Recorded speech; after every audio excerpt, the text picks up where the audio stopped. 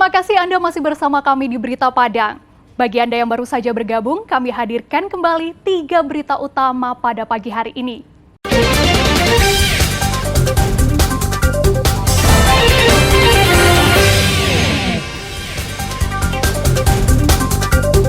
Curi kabel di menara jaringan, seorang nelayan di Padang ditangkap polisi.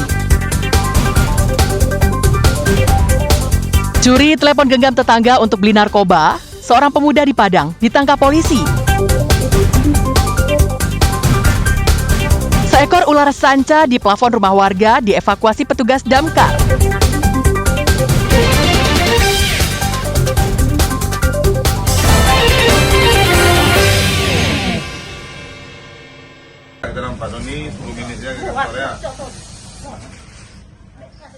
Karena mencuri kabel menara jaringan, seorang nelayan ditangkap Satreskrim Polresta Padang di daerah Lolong Belanti, pusat kota Padang, pada Sabtu pekan lalu. Syafril ditangkap polisi tanpa perlawanan. Saat diinterogasi, Syafril mengakui perbuatannya. Petugas ikut menyita barang bukti berupa 6 gulungan kabel tembaga, sebuah tang, dan 1 unit sepeda motor yang digunakan saat mencuri. Pelaku dan barang bukti selanjutnya dibawa petugas ke Mapolresta Padang untuk diperiksa lebih lanjut. Hasil pemeriksaan sementara, pelaku beraksi sendirian dan baru pertama kali mencuri. Sehari-hari pelaku berprofesi sebagai nelayan. Ia mengaku nekat mencuri karena terdesak kebutuhan hidup sehari-hari. Setelah kita amankan 1 orang pelaku pencurian instalasi kabel tower Telkomsel. Itu pelaku kita amankan di daerah Belanti, Kecamatan Padang Utara. Menurut keterangan dari pelaku, untuk pelaku baru 1 kali melakukan aksi pencurian. Untuk pelaku kita amankan tanpa perlawanan. Setelah kita terlebih dahulu mengintai gerak-gerik pelaku, pun dengan bantuan dari rekan kita jaringan yang memegang jaringan Telkomsel tersebut. Atas perbuatannya, operator jaringan telepon genggam mengalami kerugian hingga jutaan rupiah. Pelaku terancam dijerat dengan pasal 363 KUHP tentang pencurian dengan ancaman hukuman di atas 5 tahun penjara. Alfi melaporkan dari Padang.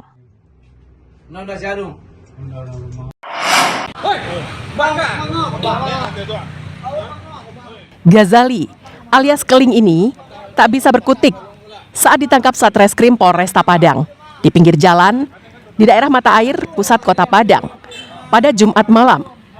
Pemuda ini berontak dan tak mau dibawa petugas. Meski tak mengakui perbuatannya, Ghazali tetap dibawa polisi ke Polresta Padang. Setelah diinterogasi, akhirnya Ghazali mengakui perbuatannya telah mencuri telepon genggam milik tetangganya untuk membeli narkoba. Selain pelaku, polisi ikut menyita barang bukti sebuah telepon genggam yang telah dijualnya kepada penadah. Modus pelaku sendiri melakukan pencurian di malam hari saat pemilik rumah telah tertidur. Pelaku mencongkel jendela rumah tetangganya dan masuk ke dalam rumah untuk mencuri barang berharga yang ditemuinya.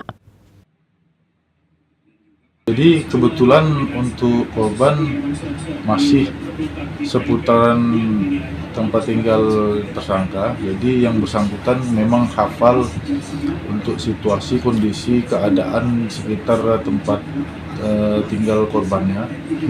Jadi menunggu waktu jam-jam kecil, korban terlelap, yang bersangkutan melancarkan aksinya dengan cara mengepak rumah dan mengambil barang-barang berharga. Pelaku masih diperiksa polisi secara intensif di Mapolresta Padang. Telepon genggam yang dicurinya dijadikan polisi sebagai barang bukti. Polisi menjeratnya dengan pasal 363 KUHP dengan ancaman hukuman di atas 5 tahun penjara. Alfi melaporkan dari Padang.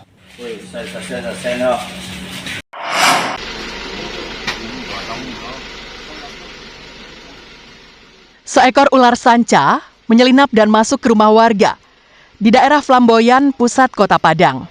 Pemilik rumah mengetahui saat hendak menyeduh kopi untuk suaminya. Pada pukul 4 pagi, ular terlihat tidur di atas balok kayu plafon rumahnya.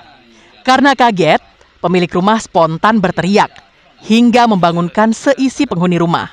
Mereka kemudian menghubungi Dinas Pemadam Kebakaran Kota Padang untuk mengevakuasinya. Petugas yang datang ke lokasi mengalami kesulitan untuk mengevakuasi ular itu karena posisinya tak memberi ruang bagi petugas untuk menangkap leher ular. Beruntung, petugas dibekali alat penjepit sehingga dengan mudah menemukan dan menjepit leher ular. Namun upaya itu tak berlangsung mulus. Ular beberapa kali meronta dan melilitkan badannya di balok kayu itu. Perlawanan ular tak berlangsung lama, sehingga petugas langsung memasukkannya ke dalam karung plastik besar. Ya, laporan kita terima dari warga jam 4 subuh dini hari, bahwasanya ada ular di rumahnya di atas plafon. Panjangnya lebih kurang 3 meteran. Evakuasi cukup sulit sedikit ya, karena posisinya di atas plafon, perlu alat untuk mengevakuasi ular tersebut. Ular sanca ini akan diserahkan kepada komunitas pencinta satwa liar untuk dilepas liarkan kembali ke habitatnya. Alfi melaporkan dari Padang.